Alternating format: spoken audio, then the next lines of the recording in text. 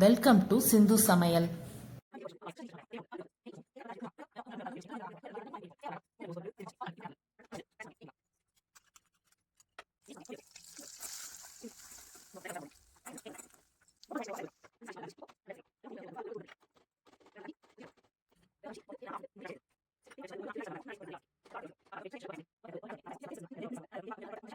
நம்ம இன்னைக்கு செய்ய போற டிஷ் அவல் பாயாசம். கிருஷ்ண ஜெயந்தி ஸ்பெஷல் அவல் பாயாசம்.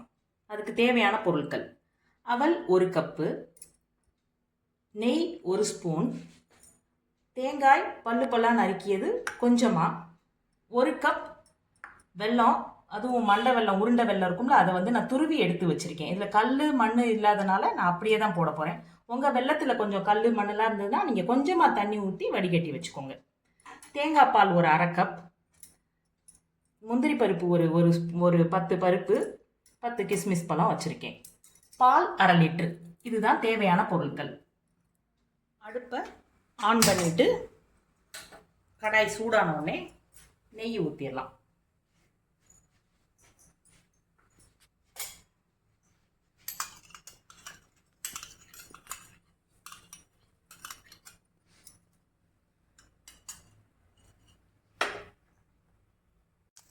நெய் சூடான உடனே முந்திரி பருப்பு வறுத்துடலாம்.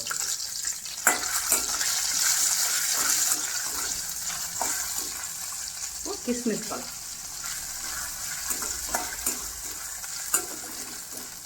இப்போ கிஸ்மிஸ் முந்திரியை போட்டு நெய்யில் வறுத்துட்டு இருக்கோம். வறுத்ததும் தேங்காய் சில்லியும் அதில் ஆட் பண்ணிடலாம்.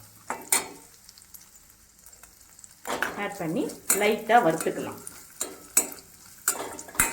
லைட்டாக கோல்டன் ப்ரௌன் கலர் வர்ற வரைக்கும் வறுத்து ஒரு பாத்திரத்தில் தனியாக எடுத்து வச்சிடலாம். இந்த இதை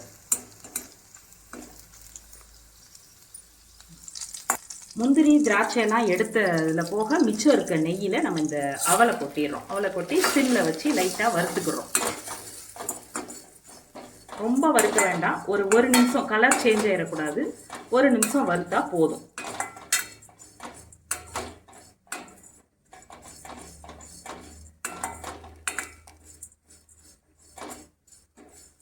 எல்லா இடத்துலையும் கோட் ஆகிற மாதிரி, அந்த நெய் கோட் ஆகிற மாதிரி 1 நிமிஷம் வறுத்துட்டு அதில் பாலை நம்ம ஆட் பண்ணிடலாம். அப்படியே எடுத்து வச்சுக்கோங்க. ஒரு 1/2 லிட்டர் பால், ஏற்கனவே காய்ச்சி ஆற வச்ச பால் இது. அதில் பாதி பாலை ஊற்றிருக்கேன். வேகட்டும். அவல் வேகிற வரைக்கும் வெயிட் பண்ணுவோம் நம்ம. அது ஒரு 3 to 4 நிமிஷம் ஆகும். 5 நிமிஷம் ஆயிடுச்சு. அவல் நல்லா வெந்துருச்சு. இப்போது நம்ம இந்த வெல்லத்தை சேர்த்துடலாம். வெல்லம் உங்கள் இனிப்புக்கு தகுந்த மாதிரி சேர்த்துக்கோங்க. நான் 1 கப்பு அவலுக்கு 1 கப்பு துருவின வெல்லம் போட்டிருக்கேன்.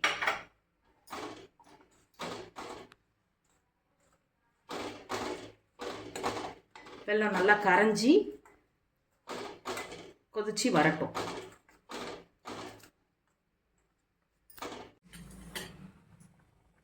வெல்லம் கரைஞ்சிருச்சு. இப்போ நம்ம அடுப்பை ஆஃப் பண்ணிட்டு இந்த முந்திரி திராட்சையை சேர்த்துக்கலாம். சேர்த்துட்டு தேங்காய் பால் எடுத்து வச்சுருந்தோம்ல, இது உங்கள் விருப்பம்தான்.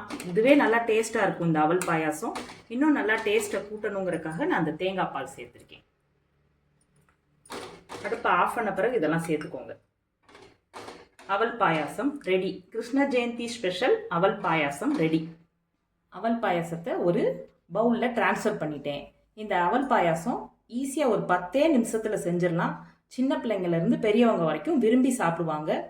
நல்லா இந்த தேங்காய், இந்த முந்திரியெல்லாம் நல்லா கடிப்படத்தில் ரொம்ப க்ரன்ச்சியாக நல்லாயிருக்கும். நன்றி. வாழ்க வளமுடன்.